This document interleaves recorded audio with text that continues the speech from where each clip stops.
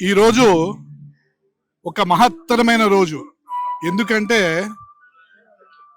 10th జనవరికే Sankranti అంతా ఇక్కడికే వచ్చేసి ఆ సంక్రాంతి సంబురాల్లో మనమందరము తెలుగు సమైక్య ఆధ్వర్యంలో ఏర్పాటు చేసినటువంటి ఇటువంటి కార్యక్రమంలో ఫ్యామిలీస్ తో పాటు ట్రెడిషనల్ డ్రెస్సులు వేసుకొని మన సాంప్రదాయం మన సంస్కృతి నిలబెడుతూ చక్కగా సెలబ్రేట్ చేసుకొని మన సంస్కృతిని నిలబెట్టుకునేటట్టుగా మన సాంప్రదాయాన్ని ఉద్ధరించేటట్టుగా చేసుకోవడం చాలా చాలా ఆనందంగా ఉంది.